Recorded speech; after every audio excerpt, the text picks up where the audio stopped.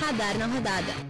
Boa tarde, Nicolas. Boa tarde, colegas. Boa tarde, ouvintes. E também boa tarde, telespectadores que acompanham o Radar na Rodada agora, também pela TV Campus. Prazer novamente também falar aí sobre esse assunto que acho que é o que está dominando todo o sistema informacional aí do Brasil, que é, logicamente, a convocação do técnico Luiz Felipe Scolari para a Copa do Mundo aqui no Brasil. Bom, e como a gente já falou, como o Simeone acabou de trazer, o nosso primeiro destaque aqui no programa é a convocação feita por Luiz Felipe Scolari, os 23 nomes aí escolhidos pelo Filipão para fazer parte do time que vai buscar o 6º título mundial da seleção brasileira jogando em casa. E quem nos traz aí a lista e também os destaques dessa convocação do Filipão é o nosso colega Lucas Delgado, né, Lucas? Exatamente, Nicolas.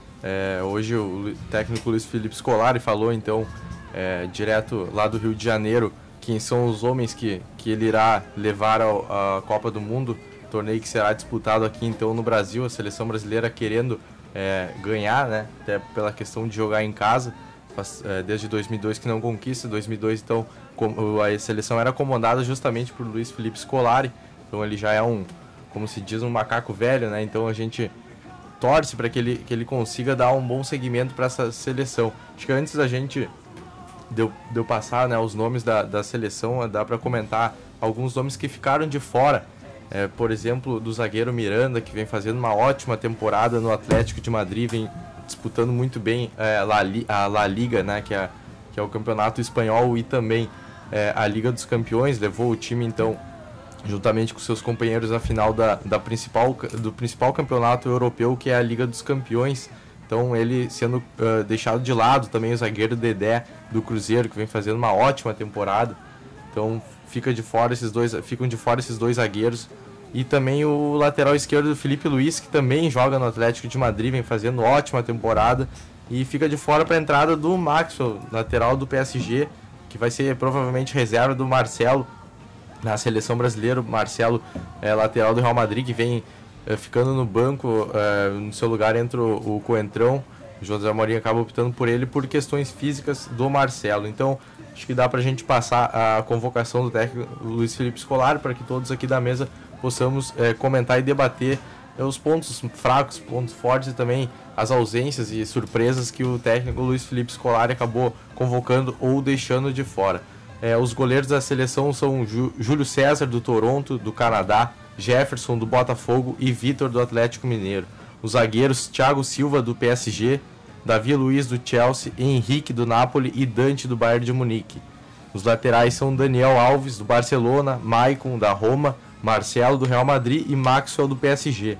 No meio-campo, Luiz Gustavo, do Wolfsburg, da Alemanha, Paulinho, do Tottenham, da Inglaterra, Fernandinho, do Manchester City, Hernanes, da Inter de Milão, Ramires, do Chelsea, Oscar, do Chelsea, e William, também do time londrino. No ataque, Hulk, do Zenit, da Rússia, Bernardo, Shakhtar Donetsk, da Ucrânia, Neymar, do Barcelona, Fred, Fluminense, e o centroavante Jô, do Atlético Mineiro.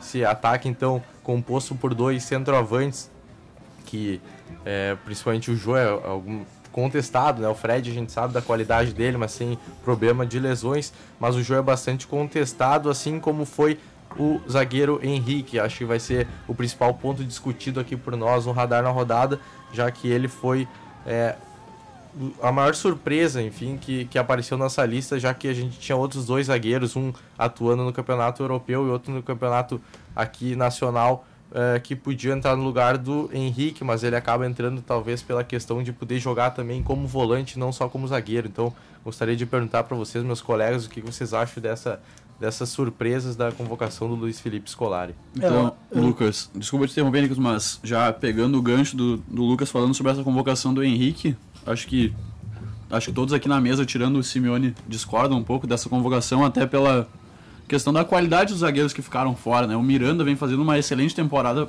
não só nessa temporada, mas também na temporada passada pelo Atlético de Madrid, quando o Atlético de Madrid foi campeão da Liga Europa, lá batendo grandes times da Europa também, Manchester United, entre outros que caíram da Liga dos Campeões. E o Felipe Luiz também acabou ficando fora, mas eu acho que o Felipe Luiz foi muito mais por uma questão de confiança do Felipão. Se não me engano, ele acabou sendo expulso na última vez que ele foi convocado, ou foi aquela lesão grave que ele teve na perna. Agora não me falta a certeza, mas o Maxwell, quando entrou muito bem nos amistosos, 2 amistosos que ele jogou, se não me engano foi contra a Rússia e Itália. Ele entrou, substituiu o Marcelo, que vinha lesionado, e fez o feijão com arroz ali, que é o que se espera desse lateral esquerdo reserva. Não vai ser um cara para definir o jogo como é o Marcelo, por exemplo. Então acho que são convocações justas, uma por confiança do Felipão, a questão do Henrique, que fez parte daquele grupo campeão da Copa do Brasil com o Felipão no Palmeiras, e o Maxwell também porque já foi testado, não é uma cara nova e também já está mais integrado nesse grupo. Eu acho que só para a gente poder trazer um paralelo, né, pro nosso ouvinte, pro nosso telespectador, dessa questão aí de uma diferença entre os convocados para a Copa do Mundo de 2014 e no ano passado para a Copa das Confederações, né? Uma dessas diferenças, desses 8 nomes novos que surgiram em detrimento daqueles outros de 2013, um desses nomes aparece na zaga, né? Em 2013 a gente teve o Davi Luiz, o Dante e o Thiago Silva, nomes que se repetem agora para 2014, mas a gente tem a diferença que naquela ocasião foi escolhido o nome do Hever, né? O Hever, jogador do Atlético Mineiro. Claro, a gente entende que o Atlético Mineiro vivia uma grande fase, acabou o ano de 2013 como campeão da Libertadores, enfim. Então, depois, com a queda de rendimento do próprio Atlético Mineiro, enfim, se abriu essa questão da última vaga aí para a zaga na Copa do Mundo, né? Tem essa questão do Miranda. Eu particularmente preferia o nome do Miranda em função justamente dessas questões aí que já foram trazidas pelo Júlio, do Henrique. O Henrique é um jogador, na minha opinião, um jogador não mais do que mediano, um jogador com características muito fáceis de ser encontrados. Acho que no futebol brasileiro é um jogador comum, então acho que dos nomes é o mais inesperado para mim. Acho que o resto, claro, tem alguns jogadores que trocaram também em relação a 2013 para 2014. O Jadson e o Lucas, por exemplo, foram nomes que não voltaram a aparecer nessa convocação. O William apareceu justamente pela grande fase que vive no Chelsea, que o Chelsea vive também. Então acho que desses nomes aí, a grande surpresa é mesmo o Henrique. Claro que tem a questão do Jô também. Lembrando que o Jô estaria no grupo da Copa das Confederações, ele só não foi em função de uma lesão, acabou sendo substituído pelo Leandro Damião, que hoje vive aí uma fase mais complicada aí no Santos, né? Mas entre os 23 nomes, a grande surpresa mesmo, na minha opinião, o nome é contestado, o Henrique apenas. É só fazer duas observações, né? Quando eu falo, né, a questão do Henrique, que eu discordo, né, quer dizer que eu concordo com o Filipão, na verdade eu concordo pensando pela cabeça do Filipão. Eu acho também o Miranda, acho que é um zagueiro muito melhor tecnicamente do que o Henrique, tá numa fase espetacular, é um zagueiro artilheiro, né, a gente pode acompanhar isso pela La Liga e também pela própria Liga dos Campeões da Europa, mas o fato é que, pensando pelo Filipão, a gente sabe que o Filipão ele gosta muito de muitos jogadores, assim, ele tem aquele famoso bruxismo que a gente diz, né, de ter aquele cara que é o de confiança dele. Então, pensando pela cabeça dele, né, o Filipão ele foi coerente, ele foi correto, ele chamou um cara que ele aposta as fichas nele para a Copa do Mundo. A gente sabe que com uma zaga titular de Thiago Silva e Davi Luiz e um cara que está à frente também, que é o Dante, a gente sabe que muito provavelmente o Henrique não vai entrar no jogo, né? Mas é um cara que é de confiança do Filipão. E o Nicolas comentou algo ali sobre a Copa das Confederações passada, quando foi questionado sobre se vai haver, se aquele time da Copa das Confederações do ano passado ele é o titular para a Copa do Mundo. O Filipão disse que vai depender de como que vai ser recebido os jogadores. Mas a base é aquela ali, é aqueles 11 jogadores que a gente viu jogando contra a Espanha e na estreia do Brasil também contra o Japão no ano passado. Então a base é aquela ali. Então o Filipão ele segue o raciocínio, então o Nicolas tem os números de quais jogadores ficaram de fora em relação à Copa das Confederações. Mas é uma base, então o Brasil, o Filipão pensou coerentemente o Brasil pensando na Copa do Mundo. Mas em relação ao Henrique é isso, né? Pensando pela ótica do Filipão, ele fez correto. Ele pensou do cara que é de confiança dele, por mais que eu prefiro o Miranda, também acho que tem muito mais qualidade, mas o Filipão ele fez aquilo que ele acha que é certo, porque é um jogador de confiança dele. Nesse ponto, eu acho, do Simeone, vou ter que concordar com o Simeone, embora também tenha que concordar que o Miranda é muito mais zagueiro que o Henrique. Mas se tu pegar a situação em que o Henrique foi convocado no lugar do Hever, do Atlético Mineiro, e que o Hever não foi convocado porque não passa por um bom momento, acredito que todos aqui concordam que o Hever não passa por um bom momento e não é um jogador a ser levado para uma Copa do Mundo. Eu acho que o Felipão foi buscar não um jogador com qualidade, mas foi buscar alguém que ele pudesse confiar dentro do seu vestiário, dentro do banco. Aí eu tenho que concordar com o Simeone. Agora, essa questão da qualidade de futebol do Henrique para o Miranda, aí eu concordo com vocês. O Miranda é muito mais zagueiro que o Henrique. E ele não era, como diria o Júlio antes da gente entrar aqui, não era nem unânime quando ele jogava aqui no Brasil. E não é unânime no seu time. Mas é o jogador do Felipão.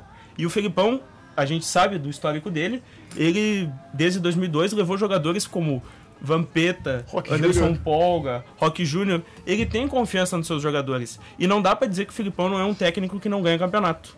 Então é um pouco de fé também nesse nosso treinador, que eu acho que ele fez uma bela escalação pelos jogadores que nós temos. E só pra gente, desculpa, Júlio, mas só pra gente falar nesses 8 jogadores aí que são diferentes em relação à lista da Copa das Confederações. Os goleiros aí, no lugar do Vitor, apareceu o nome do Diego Cavalieri na Copa das Confederações, muito em função também, claro, daquele bom campeonato que o Fluminense fez no ano de 2012. Na zaga, como vocês já colocaram, o Hever foi preterido em nome do Henrique. Nas laterais, o Jean e o Felipe Luiz apareceram naquela convocação. Agora então o Filipão preferiu o Maicon e o Maxwell.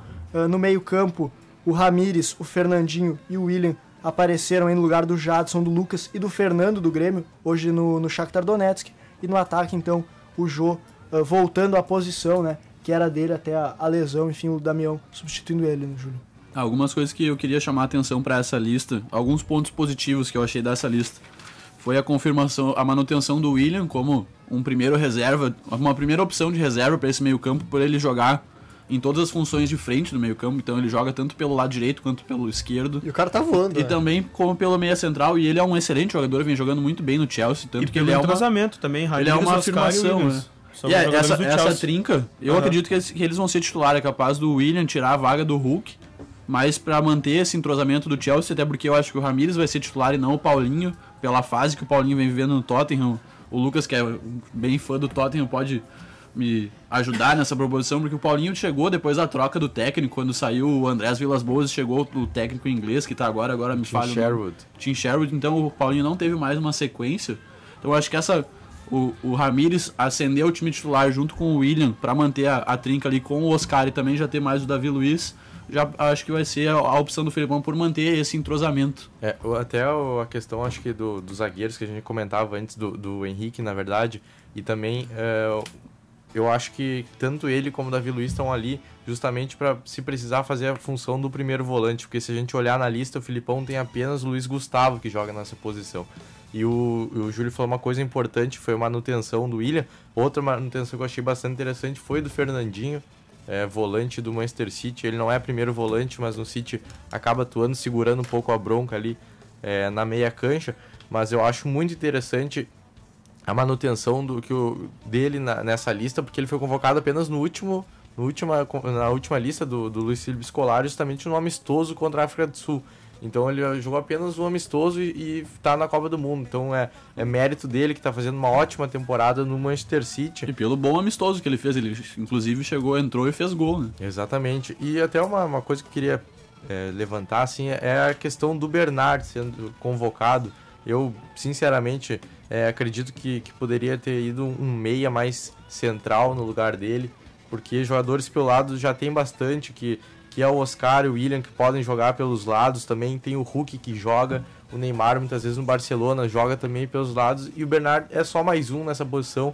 Eu acho que poderia ter colocado um meio mais, não digo clássico, porque isso está em falta aqui no futebol brasileiro, mas um meio que conseguisse centralizar esse jogo e distribuir a bola. Eu acho que o perfeito para essa vaga, para fazer essa função que tu colocou, Lucas, seria o Felipe Coutinho do Liverpool, pela grande temporada que ele fez, ajudando o Liverpool a quase chegar no título inglês, acabou morrendo na penúltima rodada, e vai depender muito de secar os seus adversários, então é muito difícil o Liverpool ser campeão, mas o Felipe Coutinho chegou como uma aposta no Liverpool, até porque ele tinha ido para a Inter de Milão, ele era o jogador do Vasco, compôs seleção sub-20, participou de todos os torneios das seleções de base, foi vendido para a Inter de Milão como uma grande promessa, acabou não vingando muito no futebol italiano.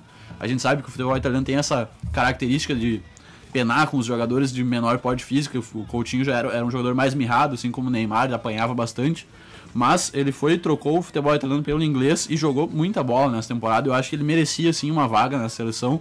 E concordo contigo, Lucas. O Bernard, nessa seleção que já tem muitas opções de jogadores de lado de campo, vai acabar sendo mais um, apesar de ele jogar e ter feito uma grande Copa das Confederações. Até porque tem uma questão na escalação da seleção brasileira, até porque Daniel Alves ainda compete com o Maicon. Eu acho que o Maicon é um lateral um pouco mais completo que o Daniel Alves, embora o Daniel Alves tenha muito mais talento que o Maicon. Eu acredito que o Filipão vai começar com o Daniel Alves e acabar com o Maicon. Eu também acredito nisso, porque o Filipão gosta de um futebol um pouco mais metódico e o Daniel Alves ele é um jogador muito mais como ponteiro do que como um lateral. E da outra lateral nós temos o Marcelo, que também é um jogador de muita velocidade, corre pelo lado do campo e joga muito bem. Aí eu me pergunto, ele tá levando volantes para proteger essa subida dos laterais ou ele tá levando volantes para atacar? Porque pelas laterais o Brasil atacando é muito bom. Agora na questão defensiva, a gente vai ter que ver como é que o Filipão vai mexer com isso, porque ofensivamente tem bons laterais. Agora defensivamente talvez esteja faltando algum nome. Eu acho que pelo que a gente conhece do histórico do Filipão como treinador e por tudo que ele apresentou na carreira dele, a própria seleção de 2002 é uma prova disso. Eu acho que aquela seleção era muito marcada justamente por essa questão da obediência tática. Era uma seleção que obedecia a alguns... Até a própria filosofia de marcação mesmo, que o Filipão muito bem tinha isso como quando era jogador. Não era um jogador brilhante, longe disso, né? Mas era um jogador, um técnico que implantou essa filosofia de trabalho. Inclusive, o próprio Palmeiras não era brilhante, também longe disso, tanto é que acabou rebaixado. Mas é um histórico de um treinador que marca, que tem como marcação uma das suas características. Mas, se a gente pegar o time de 2013 da Copa das Confederações, e esse próprio time base que o Júlio botou no papel, ele vai trazer daqui a pouco, é um time ofensivo, né? Um time que não tem na marcação uma das suas principais características, né? Então acho que ele foge um pouco da filosofia de trabalho do Filipão, até por essas questões aí que o Vitor trouxe, né? Só fazer um parênteses, o Delgado levantou a questão do Bernard, e novamente eu volto pensando pela cabeça do Filipão. Ele convocou o Bernard o ano passado na Copa das Confederações, porque o Bernard ele vai jogar pelo lado ali do Hulk, né? O Neymar ali é discutível naquele lado. Até o Carloto ano passado, quando ele estava aqui com a gente, ele até comentou que o Bernard ele ia fazer aquela função, porque o Hulk ele é aquele cara que vai cansar a defesa adversária, vai desgastar a defesa adversária, ele ganha na posição física, e o Bernard é aquele cara que, com a defesa desgastada, o Bernard é só lançar a bola nas costas da defesa e o Bernard vai fazer fumaceira na frente. Ele é um jogador veloz, mas os gringos comentaram, né? Tem o William que joga pelos lados também, mas eu acredito que, pensando pela cabeça do Filipão, ele vai seguir naquela linha ali. A gente via na Copa das Confederações o Hulk desgastando. Bom, o Japão foi uma prova, né? O Hulk desgastou a defesa do Japão, jogou o Bernard no segundo tempo, o cara desgastou. O Uruguai também. Contra o Uruguai foi impressionante. O Bernard, ele fez o que quis com a defesa do adversário, depois de ser substituído do Hulk, né? Não, então, essa seleção da Copa do Mundo, eu acho que ela é um pouco mais versátil. Porque a Copa das Confederações o Brasil jogou no 4-3-3, jogando com jogadores pelas laterais, 2 volantes no meio e o Oscar sendo o meio-campo de armação. Nessa formação da Copa do Mundo, tu pode fazer um meio-campo com o William ainda caindo por um lado, mas muito mais tocando a bola com o Oscar, coisa que não acontecia na Copa das Confederações, e deixar um ataque com o Neymar e um centroavante, que é o Fred ou o Jô. Ou jogar na formação da Copa das Confederações, que era o 4-3-3. Então o Filipão consegue fazer uma seleção com 4-4-2 e 4-3-3. Eu acho que o Júlio concorda comigo nesse ponto, até porque ele já tem um esboço de formação tática e que, para mim, é o time titular. Aí eu gostaria que tu explicasse um pouco dessa formação também, Júlio. É perfeito a tua colocação, Vitor. A questão da seleção, com a bola, a seleção vai jogar meio que num 4-3-3. Porque vai armar o meio campo ali com o primeiro volante. Isso eu queria botar, que o Nicolas falou da seleção de 2002, do Palmeiras, do Filipão, e a gente vê nítidos traços do esquema tático que o Filipão usa, é muito parecido nas 3 seleções. Na Copa de 2002 a gente tinha a mesma questão dos laterais, nós tínhamos 2 laterais, o Roberto Carlos, que era um lateral muito ofensivo, mas era um lateral completo, apesar da baixa estatura, e o Cafu, que já era um cara mais esforçado, mais de marcação. E eu acho que o Filipão vai armar assim nessa Copa, porque é um sistema que te dá solidez defensiva. Tu joga com 2 zagueiros, são 2 zagueiros que jogam bem atrás, vão ficar... A seleção vai subir vai subir as linhas para fazer a pressão na frente, como é a característica desse time, que é a intensidade. Mas aí tu fixa um primeiro volante, que vai ser o Luiz Gustavo, em linha com os teus laterais. Os laterais jogam mais à frente, um pouco como alas, porque é a característica desses alas brasileiros, que é o Marcelo e o Daniel Alves. Eles apoiam muito. Então a seleção vai ficar mais ou menos como um tripé de defesa, que vai ser o Thiago Silva e o Davi Luiz, e também o Luiz Gustavo. Eu acredito que esse é o esboço.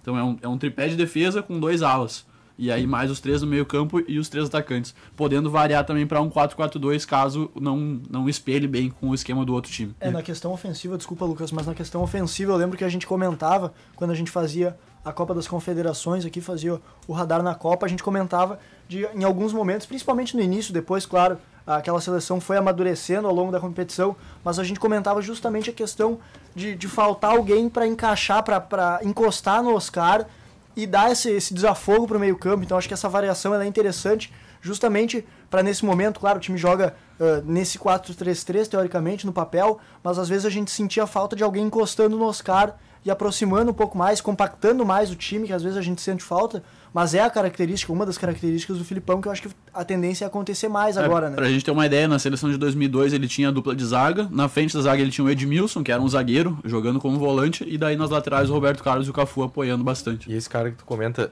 que poderia chegar junto do Oscar, acho que seria o Paulinho, é o cara que consegue fazer o volante e levar a bola até o meia, pro meia ligar pros atacantes. Só uma questão essa que o Júlio esboçou muito bem ali, a questão da escalação. O Victor havia comentado então esse problema que poderia ser nas laterais, uma fragilidade de certa forma. Daí entra a questão da importância dos jogadores que jogam abertos lá na frente, de repente descer com os laterais adversários até um setor do campo para segurar o ataque. E isso foi muito bem feito na Copa das Confederações pelo Hulk, e também o Oscar fez isso de um lado do campo.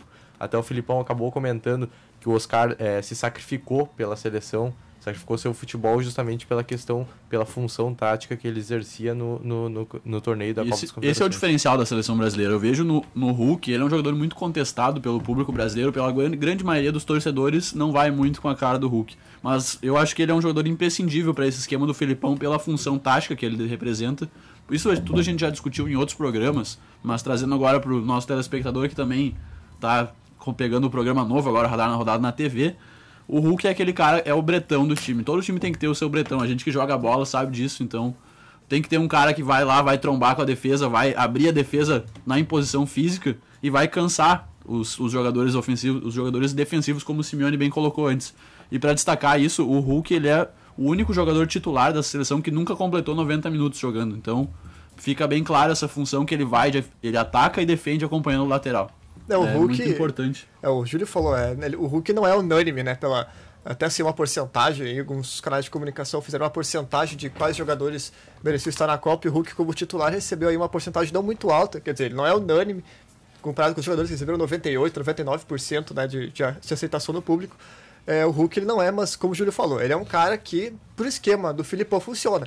Eu acho o Bernard, tecnicamente assim, acho que o Bernard tem alguns pontos muito mais vantajosos do que o próprio Hulk, mas o Hulk funciona no esquema do Filipão. Se o cara funciona no esquema do Filipão e o Filipão ganha, continua. E o Bernard funciona, como o Simeone já colocou, um desafogo importante no segundo tempo, né, para dar aquela correria, dar aquele gás. Então o Bernard é muito importante. Mas para fechar sobre a seleção brasileira, acho que uma questão antes, pelos laterais trouxe a fragilidade, acho que pode ser resolvido. Agora, uma questão que eu não consigo resolver, e gostaria que vocês me dessem uma luz, o que a gente faz com o centroavante? Jô e Fred, esses nomes são unânimes na seleção brasileira? A questão é que não tem, né? Não tem outro. São unânimes pela falta de centroavante, né? A gente vive a maior seca de camisa 9, eu acho, na história da seleção brasileira. Isso é complicadíssimo. Até porque o Jô, pra mim, não é um grande jogador, e o Fred talvez esteja num bom momento, mas também não é um grande jogador. Eu tô até agora tentando conceber que eu vou viver pra ver o Jô jogar uma Copa do Mundo, né? O Jô que foi corrido do Internacional de Porto Alegre pela quantidade de festa que ele fazia. Chegou no Atlético, ele desatou a fazer gol muito mais por causa do Ronaldinho e do Bernardo. Eu acho que era eles que faziam ele jogar. E hoje então, não tá jogando grandes coisas. E hoje tá ali também junto com a decadência do time do Atlético, e ele caiu junto, então não tem muito. E só indo de um extremo ao outro, eu gostaria de destacar também o Júlio César, goleiro do Toronto. Ficou meio ano sem atuar quando era vinculado com o Queen's Park Rangers da Inglaterra, ficou meio ano sem jogar até achar um time e foi parar no futebol dos Estados Unidos, né? Do futebol canadense, mas acaba jogando o campeonato dos Estados Unidos, a MLS. E a gente vê que provavelmente ele será o titular e... Provavelmente capitão até da seleção brasileira. Eu acho que entra naquela questão que o Simeone colocou, nessa questão dos jogadores de confiança, né? O Júlio César estava na Copa do Mundo de 2010, muita gente atribui a ele, na minha opinião isso é um equívoco, atribuir ao Júlio César a eliminação diante da Holanda, enfim, ele pode... tem gente que acha que ele falhou, enfim, acho que a questão da Copa de 2010 passa por muitas outras questões, além do próprio Júlio César, mas enfim, é um homem de confiança do Luiz Felipe Scolari. O Júlio César foi o primeiro garantido de todos os jogadores que o Felipão garantiu antes da lista oficial, então não tem muito o que discutir. Ele é o goleiro confirmado, é o goleiro titular e a gente não vai poder fugir disso até pela experiência que ele já tem em outras Copas. Havia até uma questão que ficaria entre... Porque o Júlio César e o Jefferson parece que era unânime também pela comissão técnica do Brasil. O que ficaria ali seria entre os dois jogadores que atuam pelo futebol mineiro, né? O Vitor e o Fábio. O Fábio que vive grande momento pelo Cruzeiro e o Vitor, né? Mas o Vitor também é aquele jogador que já tem experiência de seleção, né? Aquele cara que também foi colocado como injustiçado, né? Pela não convocação em 2010 na Copa do Mundo, que vivia também uma fase espetacular, o goleiro Vitor. E agora tem então a oportunidade de participar dessa seleção, mas o Júlio César é incontestável do Filipão no gol. Antes da gente encerrar, eu queria passar o time que pelo menos eu armei como time titular aqui. Eu acho que vocês não vão ter muito como fugir disso, porque é o melhor do material humano que a gente vai ter nessa Copa. Então eu acredito que o Brasil vai num 4-3-3 meio mutante, podendo mudar com a bola, sem a bola, mas com o Júlio César no gol, Marcelo na lateral esquerda, Thiago Silva e Davi Luiz no miolo da zaga e o Daniel Alves na lateral direita, apesar de eu achar que ele vai seguir com o Maicon depois. Eu particularmente prefiro o Maicon. Aí, como primeiro volante, o Luiz Gustavo, no meio-campo, Ramírez e Oscar, e no ataque, Neymar, Fred e Hulk. Disso aí a gente não vai fugir, né? Não tem como fugir disso. Esse deve ser aí o time que estreia, então, no dia 13 contra a seleção da Croácia. Agora, 5 horas e 34 minutos, o Radar na Rodada faz uma rápida pausa e continua aí curtindo a nossa trilha de hoje. Ouve mais um pouquinho aí de Van Halen, daqui a pouco a gente volta.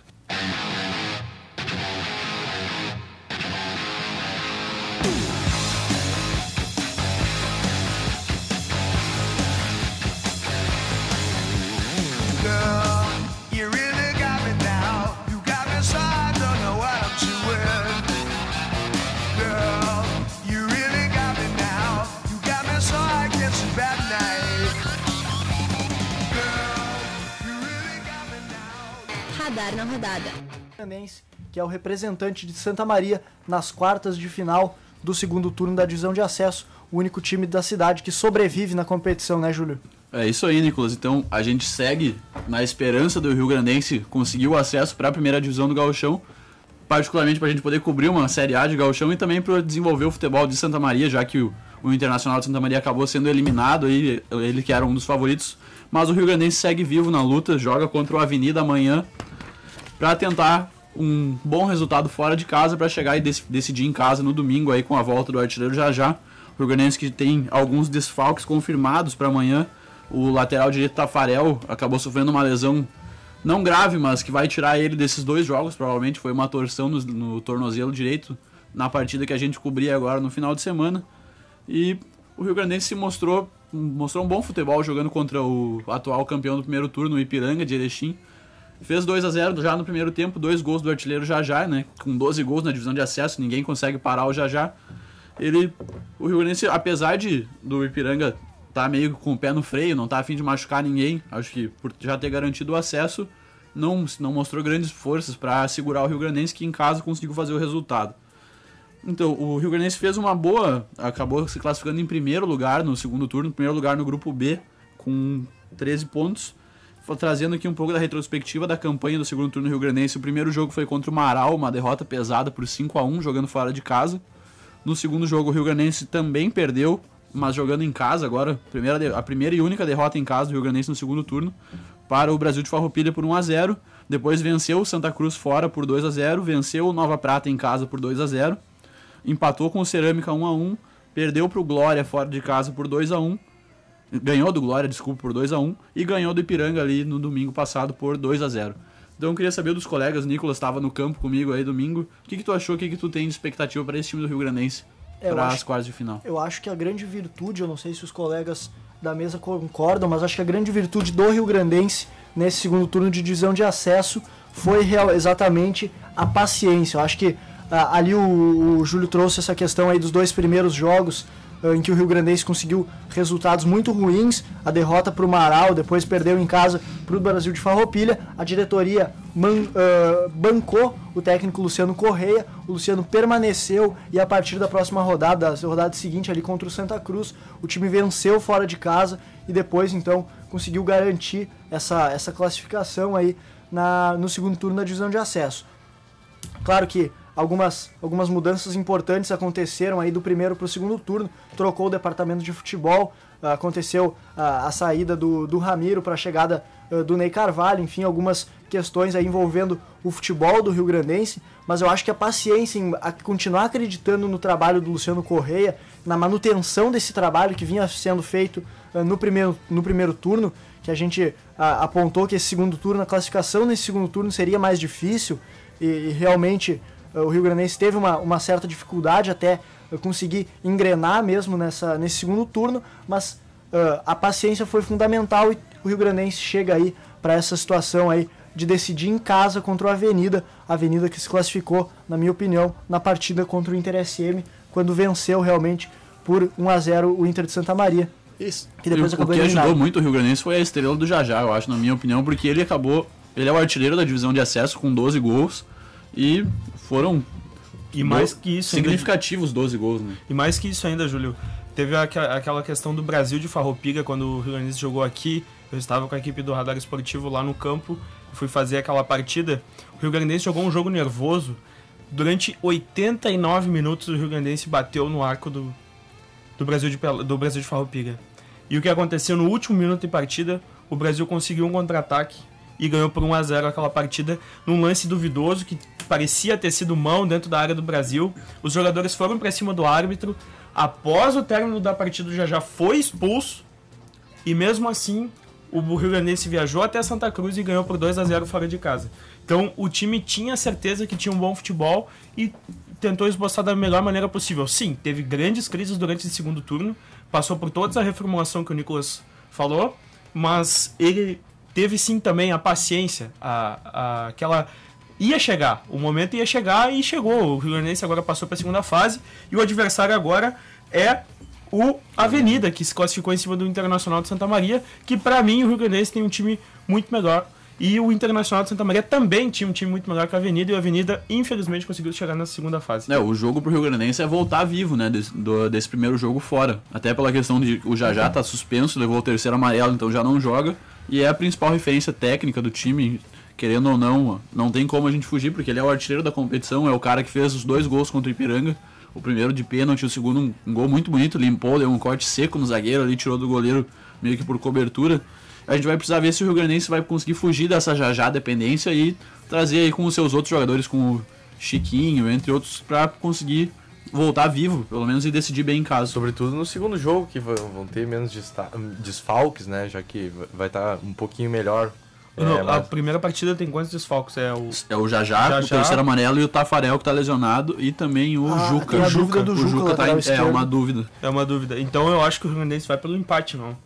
O Rio Grandense vai jogar para não perder. Eu acredito que vai jogar para não perder, e se vencer, de preferência fazendo luxo. Gol, né? Vencer ou empatar com gols é luxo. Empate com gol, porque pelos desfalques a gente não tem como apontar muito, né? Na verdade, não tem nem como apontar nada para essa divisão de acesso, porque a gente achava que o Inter SM tinha o melhor time, e de fato era uma das equipes que apresentava um futebol muito bom, e a gente acreditava que até o Inter SM passaria de fase nessa, porque a gente dizia, né? Eu cheguei a falar semana passada que era muito difícil o Internacional de Santa Maria sair fora, e saiu. Porque teve 2 derrotas e inclusive, o Inter deixou pra perder justo na hora que não podia perder. Não, e o Panambi eu acho que fez 10-0 no Rio Pardense. O Avenida fez 10-0 no Rio Pardense. Desculpa. O Avenida fez 10-0 no Rio Pardense. Acho que mais do que excessivo o número de gols, e passou do Internacional no saldo de gols. Não, né? Passou nos pontos. O Avenida empatou. O Internacional precisava empatar com a Avenida na penúltima rodada para se classificar. Claro. O Internacional foi lá e perdeu 2-0. Claro. E aí empatou em casa. Ficou dependendo de outros resultados. Isso. Até o momento, até aquela partida contra o Avenida, o Internacional era o líder da sua chave.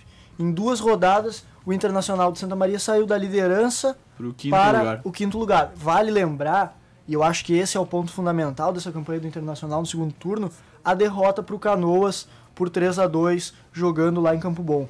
A partir do momento em que o time perde para um adversário que até então não tinha somado pontos no campeonato, só venceu do Internacional e do próprio Rio Pardense. O Rio Pardense, obrigação de vencer, todo mundo venceu do Rio Pardense, terminou aí com 58 gols sofridos, 54 ou 58, agora não me recordo, não venceu, não empatou na competição. A partir do momento que vai se enfrentar um adversário como o Canoas e vem de um revés, acho que esse aí, então, realmente é o fiel da balança, claro, além daquelas questões extra-campo que o presidente Heriberto Marqueto e que a gente muito bem pôde acompanhar, da questão envolvendo aí alguns jogadores, como o próprio Marqueto falou, descomprometidos com a proposta, isso aí, nomes isolados, claro, dentro do vestiário, nomes que não se comprometeram o suficiente com o projeto de acesso do Inter SM, né, Lucas? O que não aparentava que fosse acontecer, né? Porque o time do Inter SM era muito bom, sobretudo... No papel era um dos melhores times da divisão de acesso. Exatamente, principalmente do meio pra frente, que meio,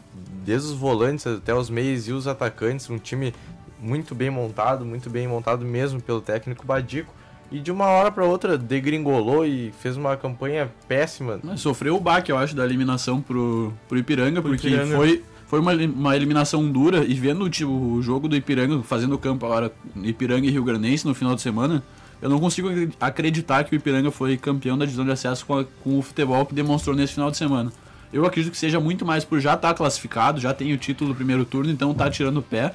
Mas o Ipiranga jogou muito mal contra o Rio Grandense. Tem alguns fatores extra, né? Que o Júlio estava comigo lá, pode confirmar muito bem isso. O campo estava em condições não muito boas, choveu muito na noite anterior. Quem quiser dar uma olhada nas fotos na página do Radar Esportivo para comprovar ali a piscina. No barro. Muita água nas laterais do campo. Então tem aquela questão do jogador também querer tirar o pé também para evitar uma lesão, ainda mais com o time classificado, jogando de sangue doce mesmo, como a gente diz, né?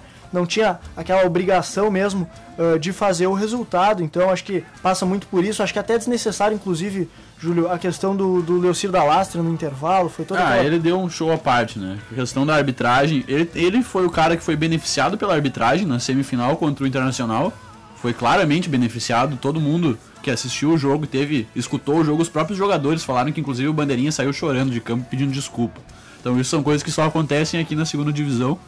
E por isso que é o futebol mais charmoso do mundo, né? É o melhor futebol do mundo é o futebol gaúcho. E daí chega no jogo contra o Rio Grandense, ele teve o pênalti a favor do Rio Grandense e ele fez um escândalo. Tava reclamando da arbitragem, são tudo safado. Então acho que o senhor Leocir da Lastra acabou indo muito mal nas suas colocações e na sua atitude também de não querer sair de campo, só saindo com a escolta da brigada, que teve que basicamente tirar ele do campo. Mas agora, companheiros, uma pergunta. Volto a fazer uma pergunta também ao nível que eu fiz no outro intervalo. Quais são as chances do Rio Grandense classificar e como é que vai funcionar essa classificação? O campeão do segundo turno classifica, correto? Classifica. Mas ainda temos uma vaga. Como é que funciona, assim, para explicar para o nosso ouvinte, para o nosso telespectador, como é que funciona isso? O campeão do segundo turno automaticamente sobe para a primeira divisão do ano que vem, 2015, estará na primeira divisão, vai acompanhar realmente o Ipiranga de Erechim, que conseguiu o acesso no primeiro turno. A última vaga vai ser decidida então entre o Brasil de Farroupilha, o vice-campeão do primeiro turno, e o vice-campeão do segundo turno. Então, aí claro, tem a questão também do Brasil de Farroupilha não vencer, o Brasil de Farroupilha está nas quartas de final, e daí entra toda aquela questão de confusão de regulamento, né, que a gente pôde acompanhar muito bem no ano passado. O regulamento da FGF deixa muito a desejar em vários aspectos. Nessa questão de regulamento da divisão de acesso. Ficou aprovado isso quando teve aquele imbróglio no ano passado envolvendo o Rio Grandense, envolvendo o Aimoré. Então, o próprio Brasil de Pelotas, que foi vice do primeiro, mas foi campeão no segundo turno, então não saberia quem jogaria, se valia o índice técnico das fases de mata-mata, ou se era só do primeiro turno. Então realmente a gente tem que esperar e torcer aí para que o Brasil de Farroupilha não chegue, né, que a gente facilite a nossa vida aí, mas a princípio é isso, os campeões de cada turno sobem, o Ipiranga de Erechim campeão do primeiro turno, o campeão do segundo turno, e aí decide então entre os dois vice-campeões. É complicado, pode ser complicado depois, né, mas por enquanto é tranquilo de compreender. Né? Esse regulamento da FGF aí é um verdadeiro teste do Einstein, assim, você tem que ler ele umas 3, 4 vezes para você conseguir entender ele, como é que funciona as classificações, quem passa, quem não passa.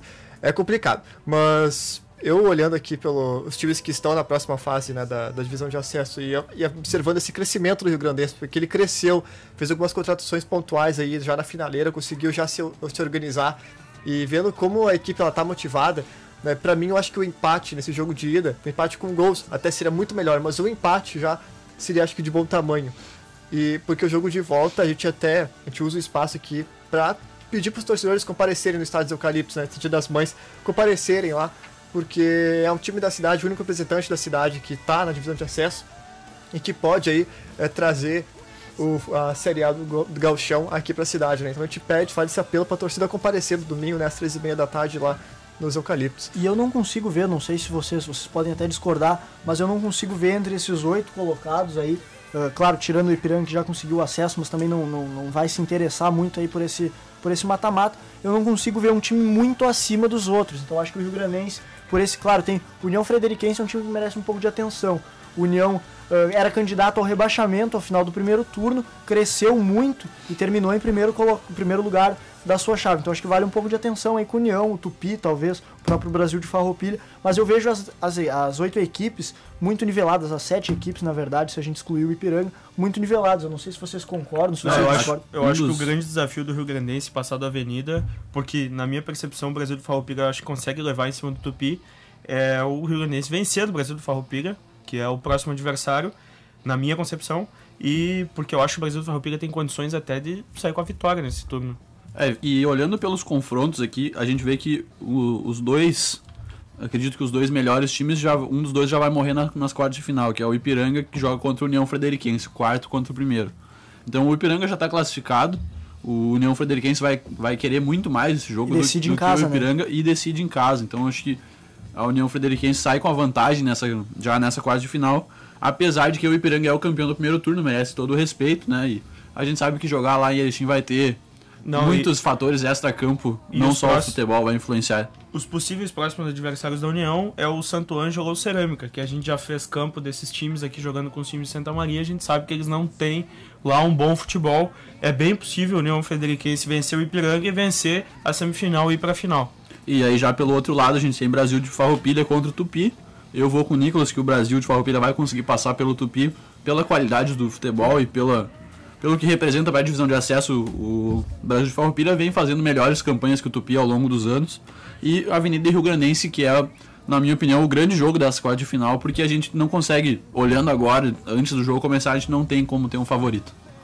E é um jogo que pode encaixar o time do Rio Grandense, até porque ele precisa de um time muito bem formado para enfrentar o Brasil, porque enfrentou aqui o Brasil, embora tenha superioridade técnica, tenha conseguido manter a posse de bola, tenha conseguido atacar, não conseguiu fazer um gol. Mas eu acho que a gente tem que ir com calma, acho que primeiro a gente tem que pensar como o Rio Grandense vai passar pelo Avenida, que é um adversário que merece respeito, conseguiu uma classificação de uma maneira improvável, né?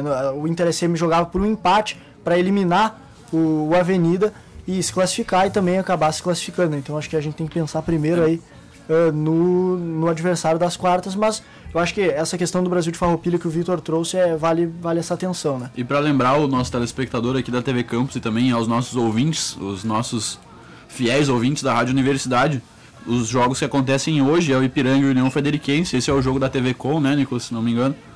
E não, também... o jogo da TV Com nessa rodada é o jogo do Rio Grandense.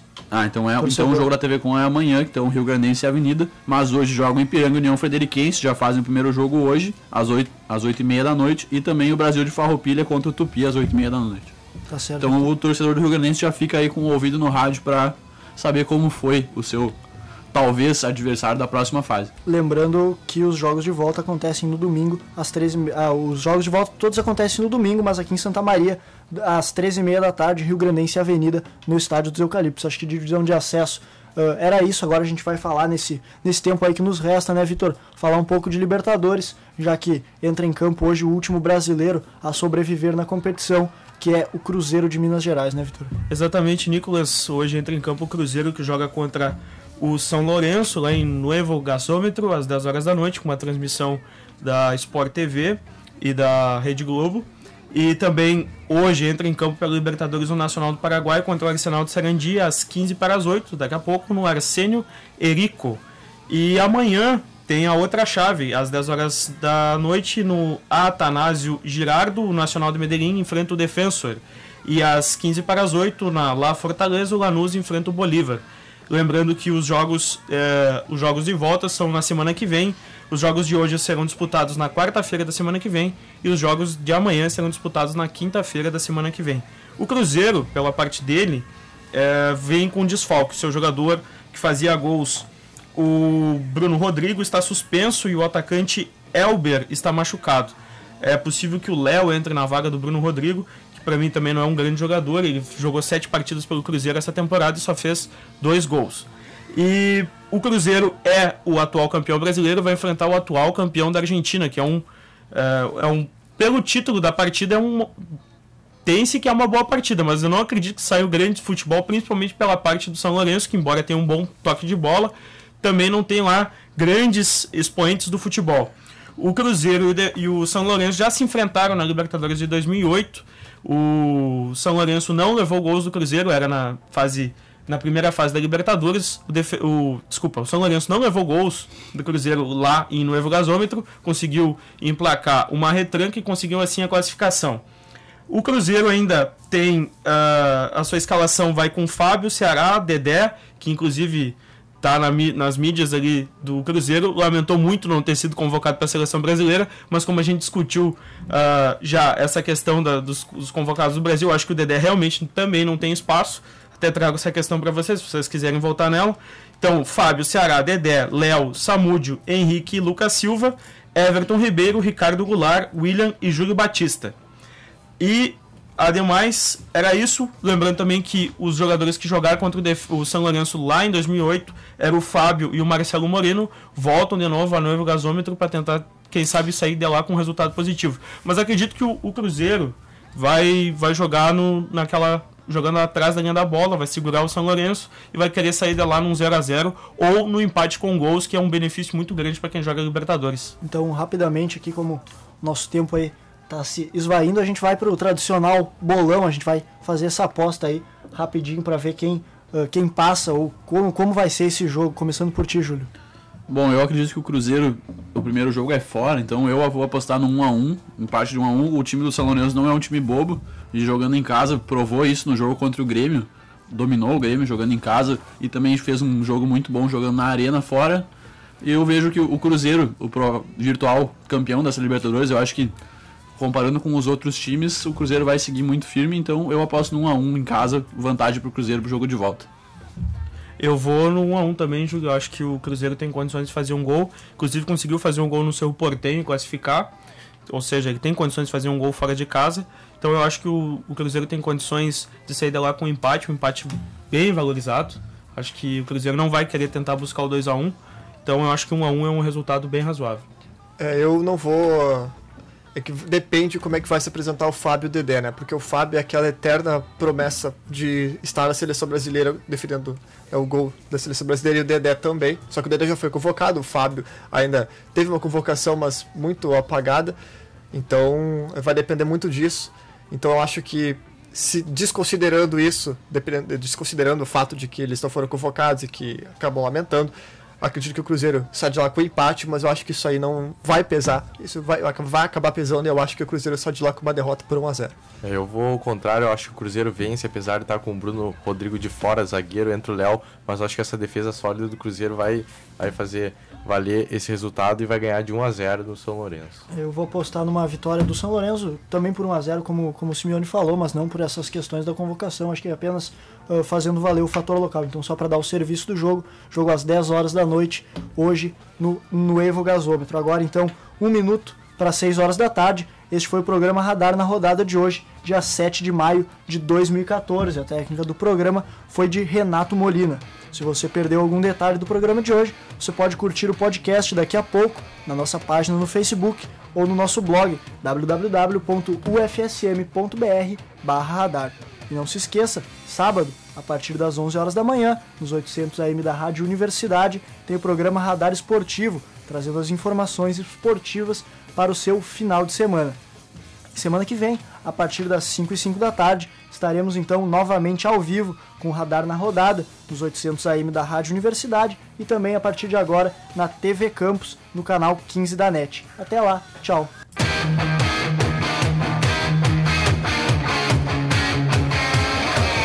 Você ouviu Radar na Rodada, um programa do projeto Radar Esportivo aqui nos 800 AM da Rádio Universidade.